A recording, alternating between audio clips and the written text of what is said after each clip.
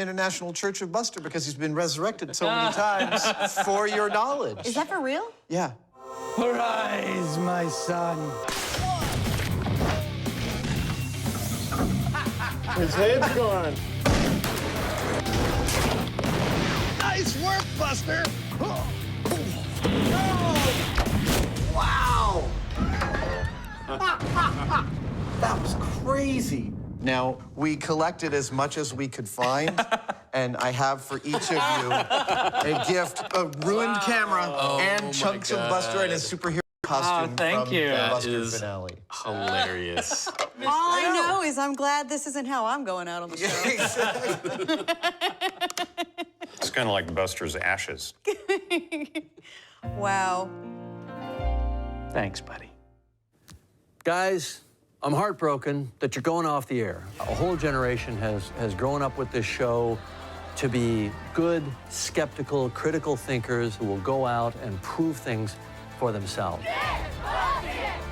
You've taught to an entire generation to be skeptics, to think it through, to analyze it, and to know that the only truth that we really get from the world is what we can go out and test and make happen.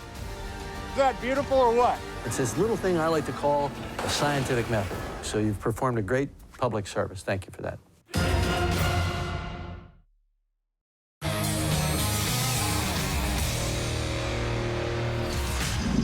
So let's talk about the science. I know it's part of the DNA of the show, but I think one of the things that blows people's minds is that none of us are actually scientists. You have a degree in science. I have a degree in engineering, Okay, which is that's adjacent to closer than being any of Way us. more True. qualified than we are. What's your degree in? Setting things on fire. We're popping popcorn with lasers. I'm partial to exponential curves myself. High explosives and electricity. Woo! Sometimes you just need a little extra lubrication. The only difference between screwing around and science is writing it down. I think one of my favorite science stories that we've done is Red Flag to a Bull. Dude,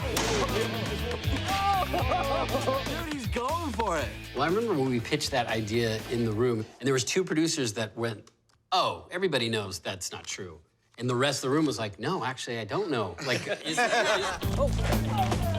Well, there's your answer. it was just so cool to go through each of the elements and find out exactly what causes a bull to charge you. You're looking at color, looking at motion, looking at whether it's actually having a person there. It's starting to feel like a bad idea. Culminating with actually Tori in a ring with bulls. Good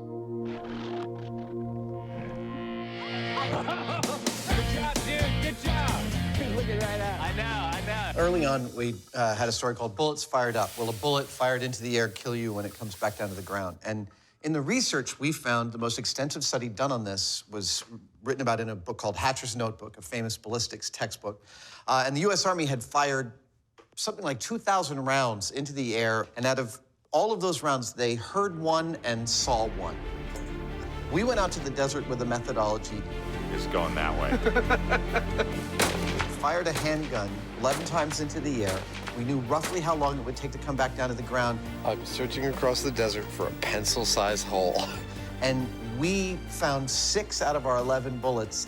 There she blows. That's a 9mm round. Woo! We found it! And so in this one story, we substantively tripled the amount of information known at that point about the aerodynamics of bullets falling out of the air. I'm really, really proud of that episode. This is science in action. One example of our work getting into the literature also was drain disaster, where we replicated an explosion in a sewer due to methane. And it was really fascinating for me. The burn of this gas in the right conditions could go supersonic.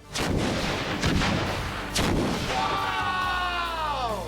We consulted with experts on it, and we were able to do an experiment that was a significant step further than anything they could actually do in